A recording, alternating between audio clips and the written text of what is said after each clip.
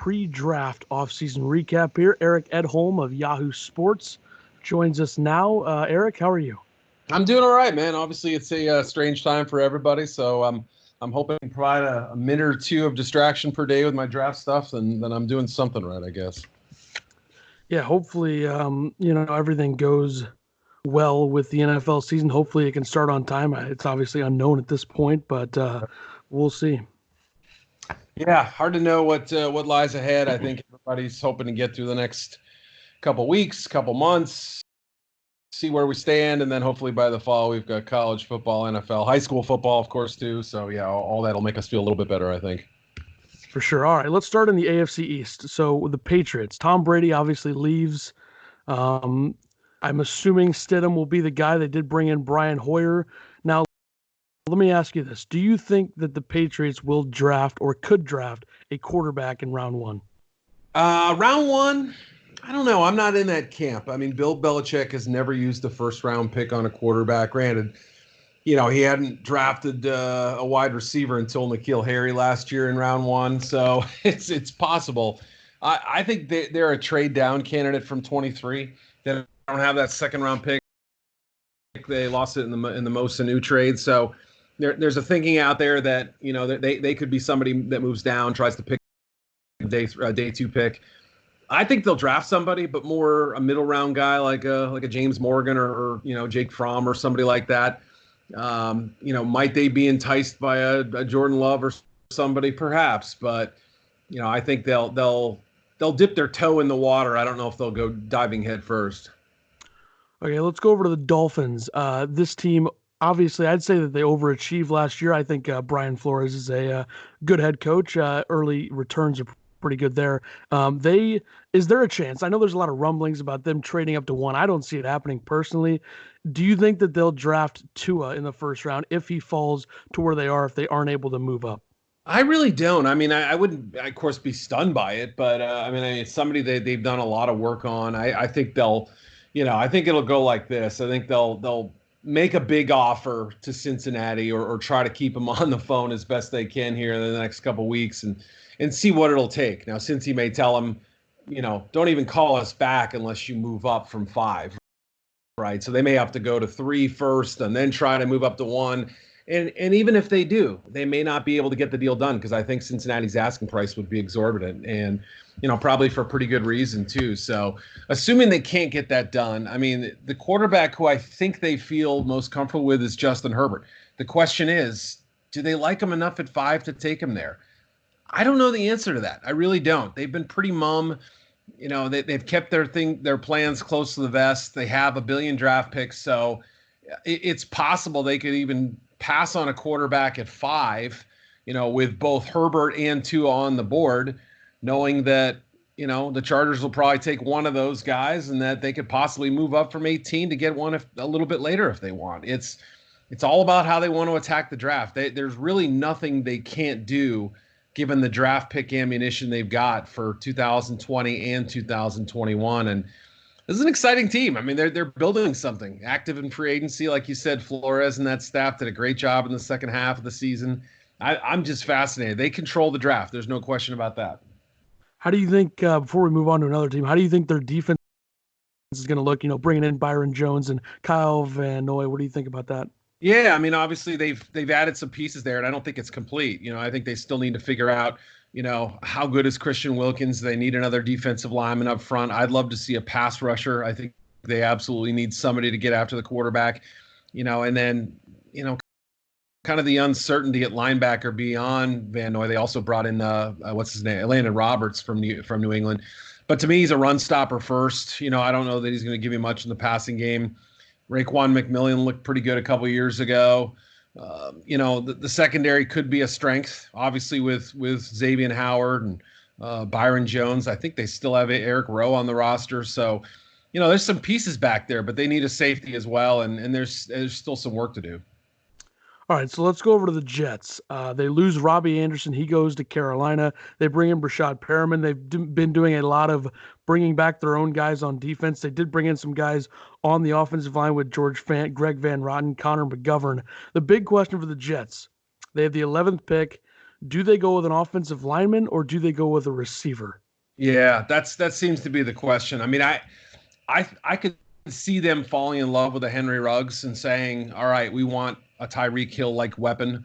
Obviously, they just don't have the explosiveness that you'd like to see. I mean, Perriman's a hit or miss guy. Quincy Enunwa with the injuries. Jamison Crowder kind of is what he is at this point.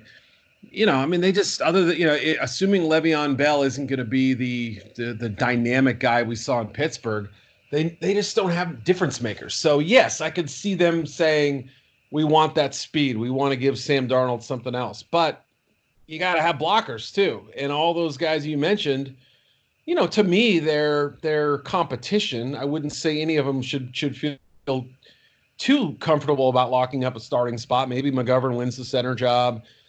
I just don't know who their day one, left tackle and right tackle are at this point. Chuma Edoga, draft pick last year, maybe. Uh, it's still an unclear picture. So if the tackle that they like is still on the board at 11, it's going to be hard to pass up because there's receiver depth. I don't think the offensive line depth is quite as good in round 2 and beyond. All right, let's move on to the Bills here. Last team in the division. They were a playoff team last year. They trade for Stephon Diggs. They trade their first round pick. Yep. Do you think that they're going to be the favorite going into the season?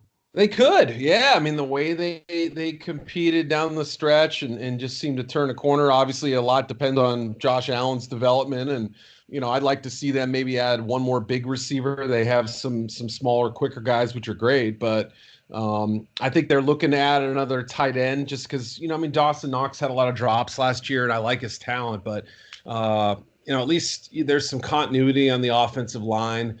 The defense, they keep adding parts. I'd like to see them get a little better against the run than they were a year ago, but I don't know. There's something here, and this coaching staff, I feel like has kind of felt their way through it too. I mean, Sean McDermott early in his career seemed to have trouble with some game management decisions and things like that. I didn't notice those as much last year. I mean, somebody can correct me if I'm wrong, but I thought it was an aggressive move to get Diggs, but a smart one. And I think in rounds 2 and beyond, they're going to add, real specific pieces that fit their needs and maybe a nickel safety. They've done a lot of work on the 2 small school kids, the Jeremy Chin from for Southern Illinois, excuse me, the Lenore Ryan kid, Kyle Duggar. That could be either one of them. Possibly could be on the board when they pick in the second round. They don't really have any screaming loud needs right now. They can just pick guys that they really like who fit their system. All right, before we move on to another division, my last question for the AFC East is who do you like more going into year 3? I know a lot of this can depend on the weapons that they have, but who do you like more going into year 3 between Josh Allen and Sam Darnold? I mean, I had Sam rated higher coming out, and it's obviously been a tricky evaluation given both of their circumstances. But I mean, if the Jets do a good job in this draft and upgrade, I'll still say I think he has the higher ceiling.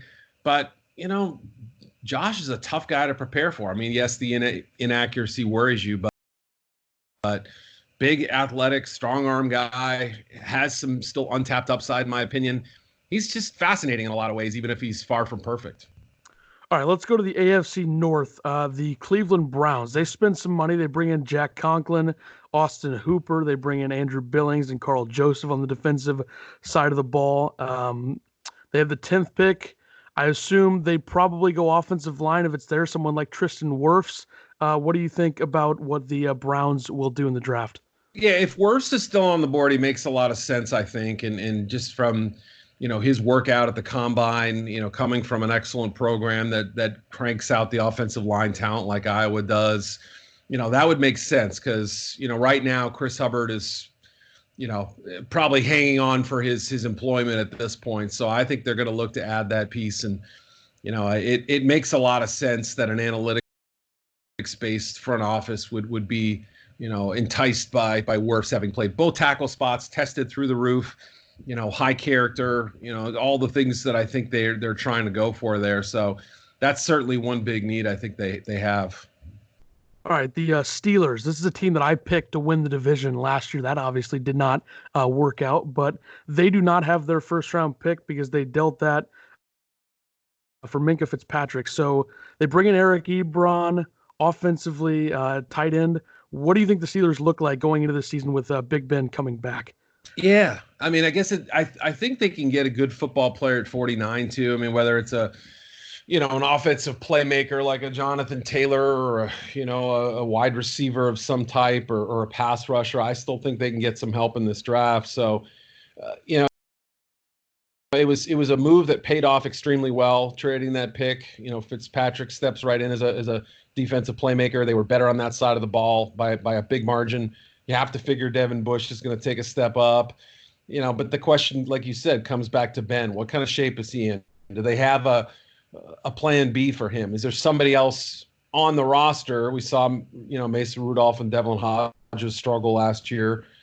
I know Paxton Lynch is on the roster and everything, but still, I mean, the question is, do they feel good about that backup spot, knowing that Ben is, 37 going on 38, injury prone, all that stuff. So I don't know. Do they draft somebody? Do they bring in one of these free agents that's still out there? It's going to be a fascinating situation to watch play out.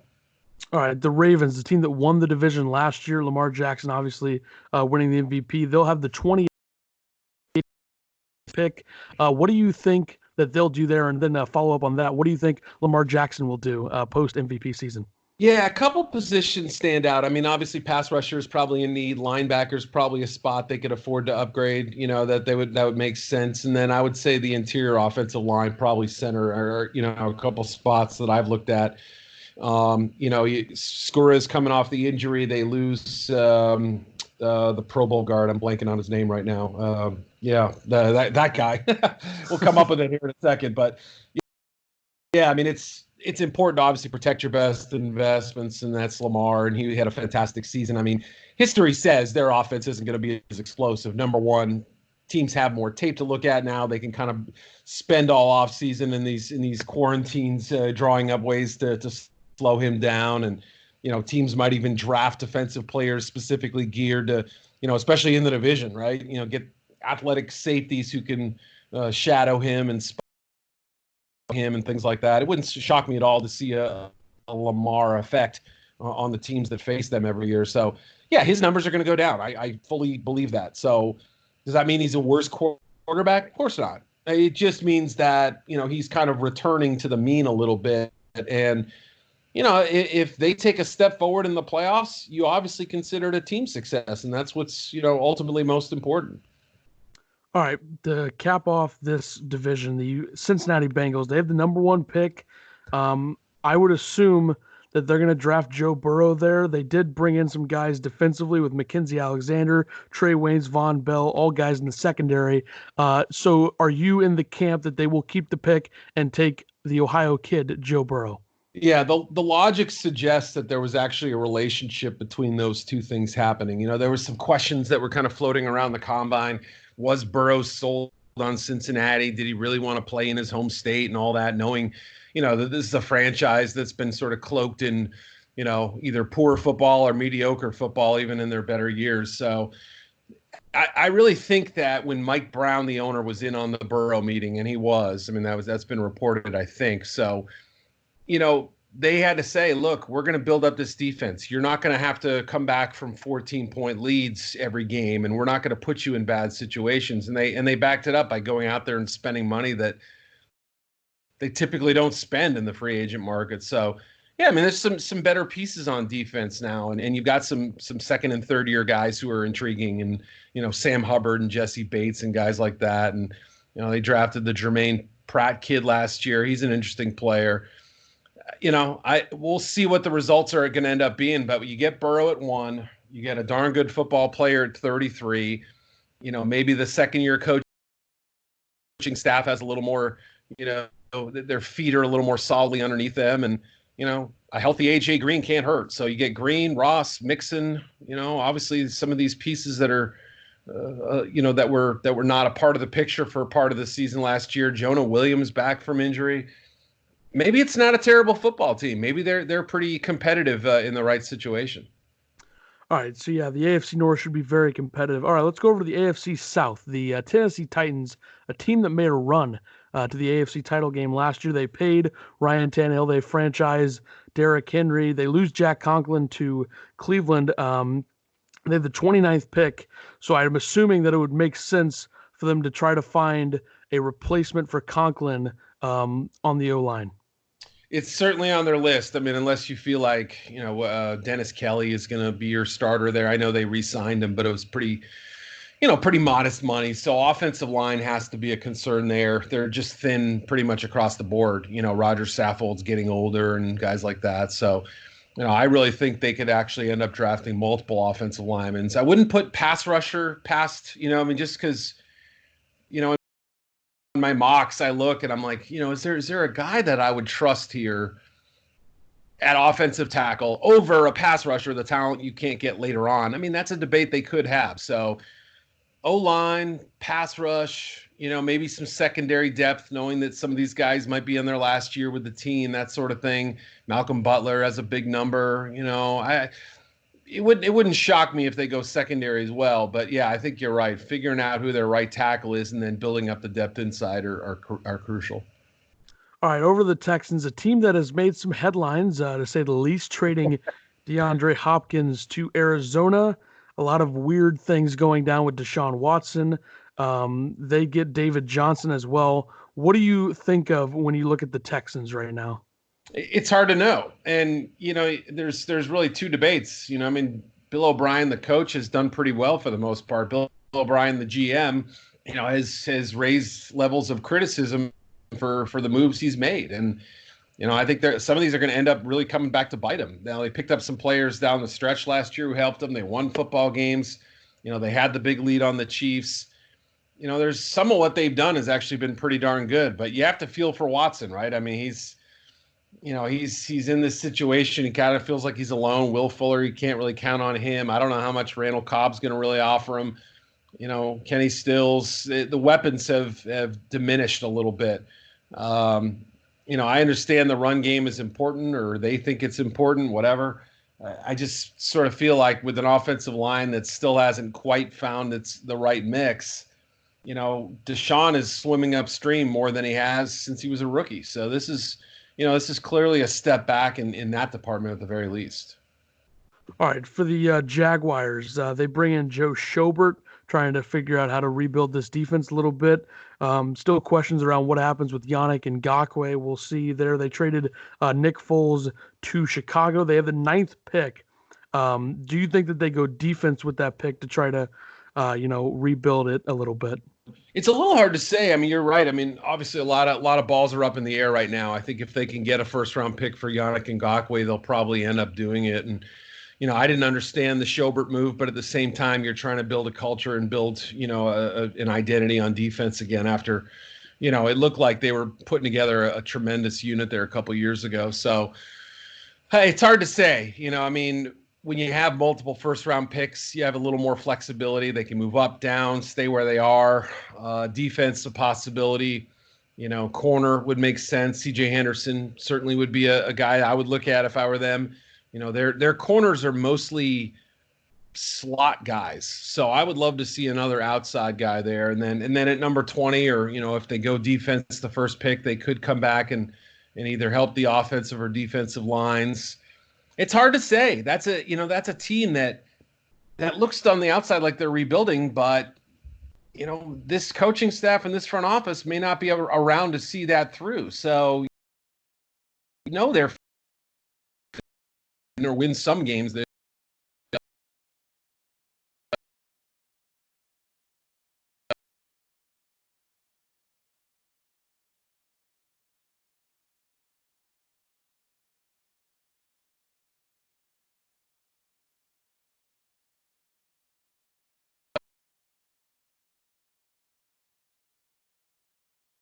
What we saw last.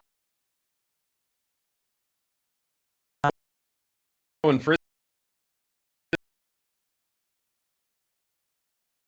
this year in this in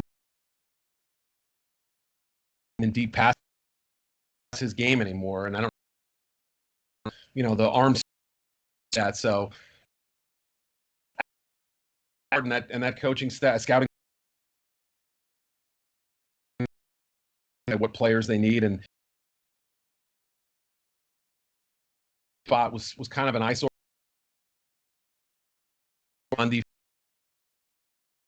with Leonard, and now they added Xavier, but that'll be interesting. Maybe Malik Hooker puts it all together. I mean, there's a lot of young pieces on defense now that you get excited about, and maybe they draft a quarterback too. I wouldn't put it past them. I would think, especially if one that they like slips to a certain point. They have the 2 second rounders, the 34th pick overall too. They could trade back in round 1 if they like somebody enough. So yeah, just still a very competitive, fascinating team, and the Rivers investment makes you think that they clearly feel like they have a chance to win some games this year. All right, final division in the AFC West, the defending champs, the Chiefs. So they will obviously be at number 32 in the draft. This is an interesting team. They lose Kendall Fuller to the Redskins. What do you think about what they could do at 32? Maybe take a corner or try to help their defense. Yeah, cornerback makes sense. Absolutely, adding some size in the secondary. Linebackers, an area I would focus on too. I mean, they had some trouble, covering some tight ends and backs and things like that. So I wouldn't be shocked to see another backer in the mix. And you have to decide if Chris Jones is, going to stay long term, if they can afford both, he and Mahomes getting extended this offseason.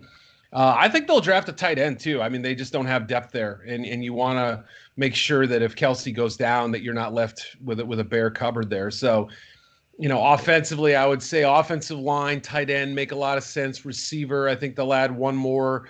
But yeah, the secondary and linebacker are probably your more primary needs at this point. Running back too. I wouldn't be stunned if they draft a runner in what looks like a decent class. All right, the Broncos, they bring in Melvin Gordon. So now they have a little bit of a duo with Lindsey and Gordon at running back. They have the 15th pick. They lose a couple guys on defense, Chris Harris, Derek Wolfe. What do you think the Broncos could do? And do you think that Drew Lock is the guy there going into this year? Well, he is for this year, and they'll find out. I mean, this year will tell us a lot. They didn't, their investment in him was, not huge. It was this early second round pick. And I think what it affords them to do is see if Luck can take a step forward, build off, 4 or 5 games last year where he looked pretty good. Not great. I thought he looked good, but I still wouldn't rule out them next year drafting a quarterback. So there's some pressure on him, and you got to give him weapons. Fant looked good at times. They have the running back duo. They've made some moves on the offensive line. Graham Glasgow there now, and I think the one thing missing is probably that deep threat. If Ruggs is there, they got to think about it. If not, then you're talking maybe a Brandon Ayuk or a KJ Hamler in round 2. Defensively, I would like to see a little more depth up front, but they still have Draymond Jones and, Jarrell Casey came on board and Bradley Chubb's coming back. So I don't know. It's going to be interesting to see if they can add. I mean, the secondary looks pretty sharp. Maybe one more linebacker too. I wouldn't be shocked if they, give Josie Jewell a kind of a running mate inside. All right, the Chargers. They it looks like they likely go with Tyrod Taylor as their quarterback to start the season. We'll see. Obviously, they lost Rivers to Indy. They have the 6th pick. Now, do you think they did bring in Brian Bulaga? Do you think they could go offensive line there, or let's say a guy like Justin Herbert is available at 6? Could they go there as well? Yeah, it's possible. I think, that's somebody they've probably done a lot of work on, you'd have to assume. I haven't talked to the team specifically about the quarterback position, but I would imagine that with only Tyrod and I think East and Stick, I think those are the only 2 guys they have on the roster right now.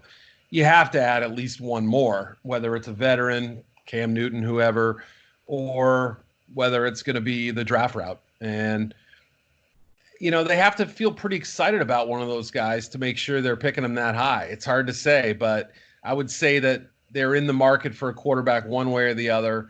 Tyrod probably gets first crack unless somebody like Newton comes on board. If it's, somebody like Herbert, maybe there's a battle. I don't know. But, yeah, really interesting team because, next year, all these guys are coming up for free agency. They have a ton of, Melvin Ingram, Joey Bosa will be a year removed. So, they've upgraded with Linval Joseph. They've made some investments, and they clearly feel the pressure to win as they move into this bigger stadium they share with the Rams. And the fact that Anthony Lynn could go from second in the Coach of the Year voting the year before to having to answer questions about whether his job was on the line. I mean, that tells you the level of desperation that they have to build a winner and build it pretty quick. All right. Finally, in the AFC West, the Las Vegas Raiders. Gonna take some time to get used to that, but they bring in Marcus Mariota, assuming that he's the backup quarterback. They also brought in Eli Apple, Corey Littleton, a couple other guys on defense. They have 2 first-round picks. They have the one from the Khalil Mack trade, and then their own. Now, I think it's pretty safe to say at 12, there's a good chance they go with a receiver. Obviously, you never know how the board shakes out, but what do you think about what they could do at number 12 and then number 19? Yeah, there's room for a receiver, no doubt about it. I mean, they have a lot of twos and threes at that position. You'd love to have, somebody to kind of bring that unit all together. Obviously the tight end spot looks pretty good. Darren Waller, Foster Moreau, Jason Witten. They're going to use a lot of 2 tight end sets, but if you're going to do that, I think you want somebody who can be that receiver who can, who stays on the field 65 plays a game and draws coverage away. So, yeah, wide receiver absolutely makes sense. I've heard a lot of rumbling about them wanting to trade down from 19. They don't have a second rounder, but I think they have 2/3. Correct me if I'm wrong, but so they want to probably look to move back at that point. Otherwise, cornerback is a spot you may want to look at. I mean, even with Apple coming on, Trayvon Mullen, I thought looked pretty good last year from what I saw. They still have a couple other guys at that position that I think they're, somewhat invested in, but I would say another safety, another corner, possibly another, D lineman, interior guy or something like that. Those could all be on the menu. All right, let's go over to the NFC now. The NFC East, the Cowboys is where we will start there. They bring in Mike McCarthy as their head coach. They have the 17th pick of the draft this year. They did lose Byron Jones in the secondary. They brought in Ha Clinton Dix in the back end on a 1 year. They paid a lot of money to Amari Cooper. They franchised Dak Prescott. Remains to be seen what happens there. But for the Cowboys, what do you think their offense will look like with McCarthy taking over in year 1? And what do you think they could do? Maybe get an edge rusher around number 17.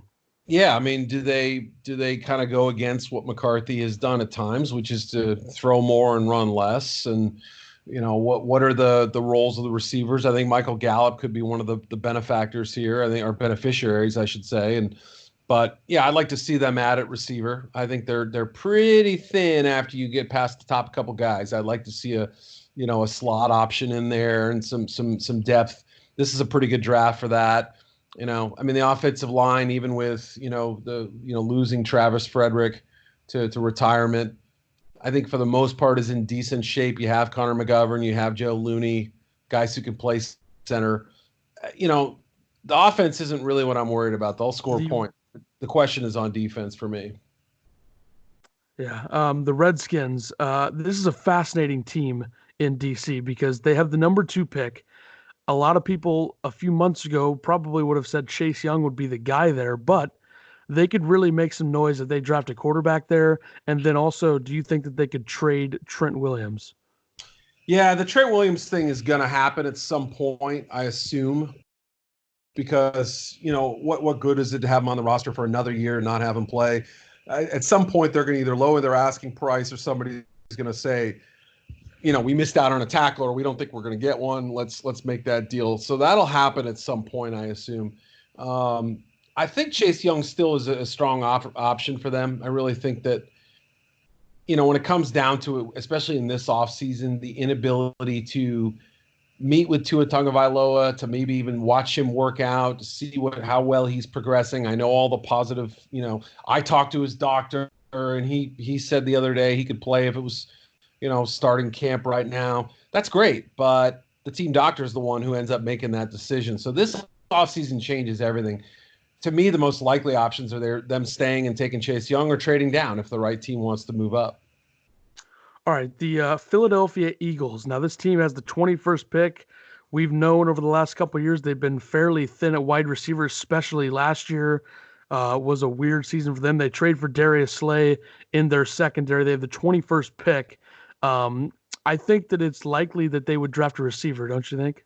Yeah, it makes a lot of sense, and somebody who's reliable too. I mean, they desperately need speed. I don't know if Deshaun is in the picture at all. I don't know if Alshon Jeffrey's in the picture, if they're going to let him go after the draft or something. So, you don't really know what you have in Arcega Whiteside at this point. Receiver absolutely makes sense. Is Greg Ward did what he showed at the end of the year, is that translatable to a full season? Maybe not. I don't know. So, yeah, somebody like a Justin Jefferson would make sense. Maybe if you're looking for a little more of a Jeffrey replacement, maybe that's Denzel Mims. So, yeah, if they don't go receiver in round one, you can bet they'll address it for sure in round two. All right, the Giants to cap off the NFC East. They spent some money on defense. They bring in Blake Martinez and Kyler Fackrell from Green Bay, and then they paid James Bradbury in the back end. They have the number 4 pick. It feels like they have been a team that you look at maybe get an offensive line. I know their offensive line was horrendous a few years ago. It seems like it's gotten better. But what do you think about what they could do it for? Offensive line is a possibility. Now, Dave Gettleman's never taken one that high. I think Will Hernandez was the highest he's ever drafted, which was number 34, I think, overall. So, you have to keep that in mind. And he might be in his last year as GM. Does he go, sort of the Mike McCagnon route and kind of surprise everybody with some of his picks? I don't know. So, Isaiah Simmons, I think they'll look at him. If you want to call him the Saquon Barkley of defense, you could. I mean, that's kind of what we're talking about: explosive athletic ability. Still some refinement needed in his game, but a rare athlete that I think would tempt them. So that's a pivot point of the draft, and that's gonna change how the top 10 looks, I think, after New York picks. All right, on to the NFC North. The Green Bay Packers. They lose Brian Bulaga, Blake Martinez. They bring in Christian Kirksey, Rick Wagner, Devin Funchess. They will have the number 29 or number 30 pick, I should say.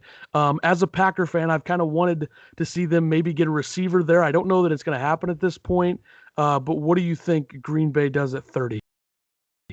Yeah, it wouldn't shock me if they end up going with, let's say a defensive lineman or something like that.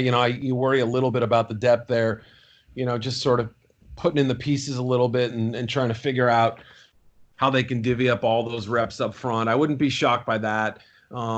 Receiver has to be on the list, and obviously if somebody like Jefferson is there, to me it would be a no-brainer just because his reliability factor and knowing how tough Aaron can be on young receivers. I would think that makes some sense. So yeah, it's hard to know what's going to be there at 30 by the time they pick. Would they be aggressive like they were, in Goody's first draft, and move up and down the board and do stuff like that? Or do they feel like the draft can kind of come to them a little? So we'll see. Yeah, I think D line, receiver, possibly some offensive line depth as well. Those would all be options for them in the early rounds. All right, on to the Bears. They do not have their first round pick because of the Khalil Mack trade. They released Leonard Floyd. They've had a weird offseason. They paid Robert Quinn, just a weird, questionable signing with Jimmy Graham. I don't really understand that watching him over the last few years. But what do you think their plan is at quarterback with Trubisky and Foles? Because I'd have to think that there will be some sort of competition for this. I don't even know how training camp and OTAs and all that are going to work. But do you think Trubisky starts to start the season? I don't know at this point. I think they're of two minds. One is that they go out and get Foles because he's got some familiarity with the Nagy, Peterson, Andy Reid, system that I think is translatable in a lot of ways. So that's, if you're going to do that, this is the offseason to do it, where time is at the of the essence. Excuse me, and they may not be able to meet with a proper offseason. So that'll hurt his chances. But at the same time, Trubisky's confidence is just such a big question mark right now. I think they'd love for it to challenge him and push him, but how much challenging and pushing do you need? Shouldn't he have already had that sense of urgency, having coming off the playoff loss? I don't know. So last year really kind of threw their whole operation into the spin cycle a little bit, and I would be shocked if Foles doesn't get an opportunity at some point, and it obviously wouldn't stun me if it was week one. All right, let's go to the Vikings. They paid Michael Pierce on their D line. They got the first round pick in the Stephon Diggs trade, which I think that the Vikings end of the Stephon Diggs trade was very, very good. They get a first round pick there. They have 22 and 25. And with a receiver class as deep as this, they could try to replace Stephon Diggs in some way. And first round pick, you look at like a Denzel Mims or a Justin Jefferson or someone like that. What do you think about the Vikings? Yeah, Mims makes a lot of sense. He's somebody they've done work on, and you want to you want to be able to threaten downfield. I don't think you're going to get Adam Thielen to do that, and BC Johnson and guys like that. So yeah, I would think that Mims is somebody who absolutely tempts them. Corner is an issue all of a sudden. They haven't kept that core in place. So adding another cornerback, it wouldn't shock me if they go receiver and corner in some order. And the question is, it's probably receiver first, corner second, if that's the way it works out. Just because I think they would fear, some team kind of jumping in between them and the New England pick. New England's looked to trade it down. It wouldn't shock me if somebody tried to kind of get ahead of them if they passed on the right receiver. All right, let's cap off the NFC North here with the Detroit Lions, who have had their typical weird offseason signs of former Patriots. Go from there. They have the number 3 pick. Do you think there's a chance that the Lions could trade back, or do they take like if Chase Young is still there somehow, or like a Jeffrey Okudah or someone like that? Yeah, they probably have more former Patriots than the Patriots have current Patriots. I think. Yep, probably. I'm not sure. But yeah, it's obviously going to depend on what happens at 2. I mean, assuming Burrow goes, well, Burrow's going to go one way or the other. Then if Chase Young is gone, I think if there is no trade down option, they would sit there and take Okudah. If Miami were to come up or possibly the Chargers, I think they would feel pretty good about the possibility of doing that and still getting a good player at 5 or 6. So I think they have to set their sights on adding a quarter without Slay there. It just makes sense. I don't think Desmond Trufant can give you that level of comfort, or any of these other guys they have there. Some nickel options like Coleman and Jamal Agnew and people like that. So, yeah, I would say cornerback is an absolute need, but that pass rusher spot too. They have to upgrade that for this is Matt Patricia's baby, right? He's supposed to be the defensive coach, and they weren't very good on defense, especially in the second half of the season. Yeah, should be interesting to see how the NFC North goes this season. NFC South now, the Buccaneers, who have been a trending team now with Tom Brady coming in. How good do you think this offense can be? And then with the 14th pick, do you think they go offensive line? And I'd assume at some point they're going to need to address the running back position. I would think so too. I mean, I think there'll be a good one for them at 45. They're picking in the middle of the second round. So, yeah, at that point, I think they're going to have maybe not their choice of backs because 1 or 2 could be off the board at that point. But yeah, they can absolutely upgrade that spot, whether it's a, Clyde Edwards-Helaire, give Brady that great receiver out of the backfield. Let Ronald Jones be your first and second down guy maybe. But yeah, even with Joe Haig, I would think it's still a consideration. They just need depth in that offensive line. They should draft probably more than 1, I would think. So, they've added a lot of pieces in the secondary the last couple of years. Still hasn't been a great group, so it wouldn't stun me if they went that route. Probably have to guard against, future losses of, Jason Pierre-Paul and Ndamukong Suh and people like that. William Golston's been around for a while. Vita Vea sort of hitting a crossroads of his career. Has played pretty well, I would say. But, I would think drafting some front 7 talent as well. But who knows? I'm fascinated. Byron Leftwich and, and Tom Brady working together and Bruce Arians and those receivers. It could be great. Or Brady could fall off a cliff. We just don't know. Do I think he will? Probably not. But, I'm really going to be the team that has the most eyes it's had on him probably since winning the Super Bowl. Yeah, should be interesting to see what happens in Tampa. With the Saints, they added Emmanuel Sanders, a veteran receiver there. They have the 24th pick in the draft. What do you think they do with that pick? I know there were some people who mocked them to take a receiver. We'll see there, but maybe they could go with a linebacker, someone like that. I know there's 2 big linebackers in this draft in the mid part of the first round with Patrick Queen and Kenneth Murray. What do you think about the Saints at 24? Yeah, both those guys make a lot of sense. I wouldn't be shocked to see either one of them be the 24th pick.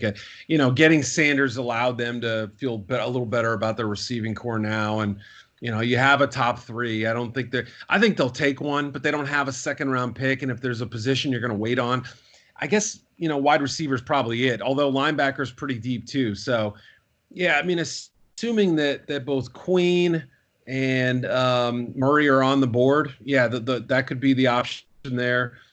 Probably still need to, at least think about, all this talk about Taysom Hill. Is he truly your guy? Maybe, maybe not. I don't know. They have to probably, consider adding a quarterback to the draft as well. But yeah, they're still going to be a dangerous team, no doubt about it. All right, over to the Panthers. They will have year one head coach Matt Rule there for them in Carolina. They had Teddy Bridgewater at quarterback.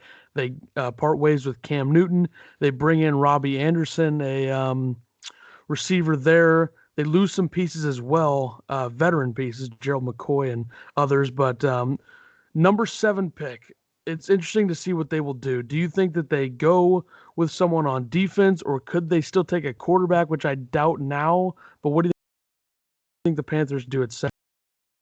Yeah, I think you can rule out a quarterback at 7. At some point down the road, in the draft, could they take one? Sure, absolutely. But they're a trade back candidate at 7. If there's somebody worth coming up for, I think they'll listen to offers. That was kind of the word coming out of the combine.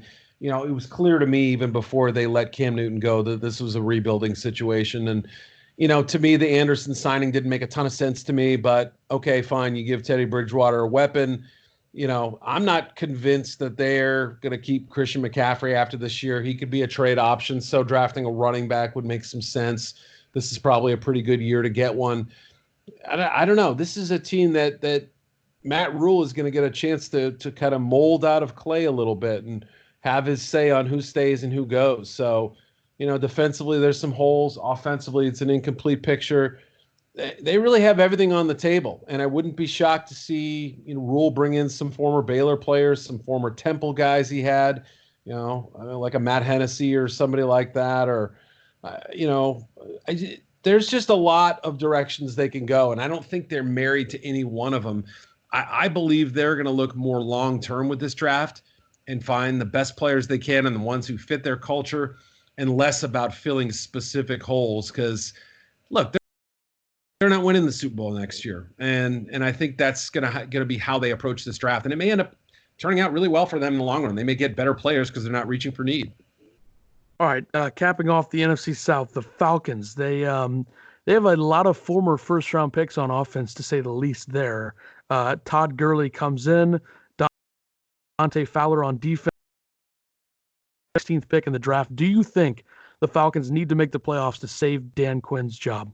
I would think so. And adding that extra team obviously helps them and, helps other teams that are kind of on that, in that middle class or lower middle class as they try to take a step up. So, yeah, I mean, they've got,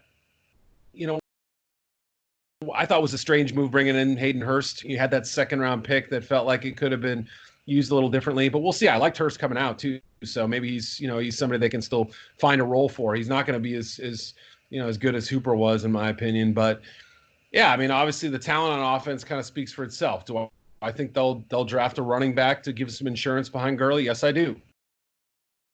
But the bigger needs would appear to be another pass rusher to add to the mix, some more linebacker depth, and probably at least one more cornerback. I just don't feel great about the top of their depth chart right now with, what is it, Isaiah Oliver. They had the Kendall Sheffield kid they drafted last year. Jordan Miller they took a pick on. I would feel a lot better if I knew who their starting cornerbacks would be. All right, NFC West, the 49ers, the representative team in the Super Bowl last season. They have a tremendous defense. We know this. They trade for the 13th pick. They moved Buckner to Indy. Do you think that they could go with a receiver at 13, maybe like a Jerry Jeudy or a CeeDee Lamb, depending on where those guys fall on the board? Yeah, I mean, there was always talk about Kyle Shanahan loving Odell Beckham. I mean, in my opinion, Jeudy is not Beckham, but he is a cheaper, lower head, case version of him where you could do some of the same stuff. And so that makes a lot of sense to me, right? Hurd comes back, Debo keeps growing in his role. He becomes a little more reliable and less turnover prone and things like that. He's a special talent, in my opinion. You're starting to put something together with Kittle and those offensive linemen. Jimmy Garoppolo was leading by 10 in the fourth quarter of the Super Bowl. So, they made I think a smart move to keep giving him the ball and giving themselves an option with Nick Mullins. So, more weapons on offense, probably some help at corner and one or two pieces along the way, and they should be right back in the mix. All right, the Arizona Cardinals, they traded for DeAndre Hopkins, like I mentioned earlier. They have the eighth pick in the draft. I feel like with them, their offense is going to be pretty dynamic, I'd say, with all the pieces that they have. Giving Kyler Murray year two, he looked pretty good last year, I think, giving him DeAndre Hopkins. And then with the eighth pick, maybe they go on defense, on the defensive side of the ball, if an Isaiah Simmons is still there or someone like that. What do you think about Arizona at pick 8? Yeah, Simmons would be great. I mean, who knows if he's going to be there or not? I've had him there a couple mocks, and if that played out, they were the worst team defending tight ends last year. That would be exactly what you'd want to see.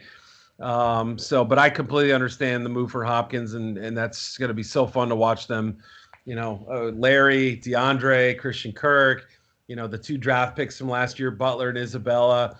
That's some juice right there, and you don't really need to go crazy at tight end with those guys, and with what I think could be a pretty special offense if Kyler Murray takes the step forward that I think he can. So yeah, defense makes a ton of sense.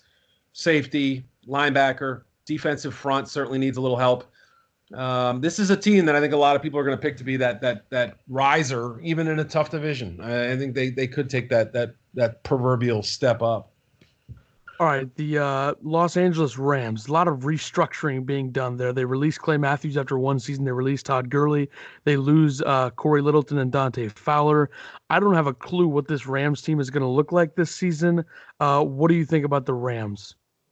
I don't either. I mean, they convinced Andrew Whitworth to come back, and he must feel pretty good about things or really want to play football. And it's hard to know. I mean, obviously with McVay there, they'll have a chance. They still have some good talent at receiver, and we'll see what they, do they keep Brandon Cooks or find a way to get his number down, that sort of thing. Cooper Kupp will be back and healthy. That helps. So offensive line, I mean, they have all these parts that they couldn't quite figure out exactly what to do with. And so I don't know that it's a glaring need, but they want to make sure they can identify who their starting five is and who their flexibility guys are there. So that's still a lingering concern. I love Higbee. He broke out at the end of the year. I think he can be a weapon. Defensively, though, I don't know. It just, like you said, it's very confusing. Leonard Floyd, prove it type of deal, although he's getting pretty good money. You lose Littleton. You get Brockers back. That was kind of a weird deal. I assume they can count on him, but I would think pass rusher, secondary has to be on the list. And then, maybe just adding, I wouldn't be shocked if they draft a quarterback too. Just look, I know Goff's not the big deal, but I think they want to, they love to give him a little, a young guy to develop maybe later in the draft, but they're just short on picks right now. All right, finally, the Seattle Seahawks. It looks like they might lose Jadeveon Clowney. I'm not sure what's going to happen there. They have the 27th pick in the draft. Do you think that they could go defense with that 27th pick to kind of get a guy on the edge potentially? That would make sense, right? I mean, Collier didn't work out last year as a first-round pick. Too soon to give up on him. Bruce Irvin is what he is. Some of the guys, they have some interior guys who are pretty good, but really finding somebody on the edge would be crucial. And after that point, I don't know this is the draft to go find one of those. So if they don't trade down like they often do, and they're one of the notorious end of round one trade down teams, I would say that finding a guy like Yetur Gross-Matos or Terrell Lewis from Alabama, kind of those long, twitchy guys that they seem to like, that would make a ton of sense. And they really need to find people who can eat up those reps, because I just don't know what you have in in some of those other parts. Collier's a tough read right now. Is he ever going to be good? One season wasn't promising, so Rasheem Green, other guys, it's an incomplete picture right now. All right, well, that'll do it for this. The draft is April 23rd. Thanks for doing this, Eric, and hopefully we can catch up again soon. You can follow him at Eric_Edholm on Twitter, Yahoo Sports. Thanks for doing this, and hope we can talk again soon. You got it, buddy.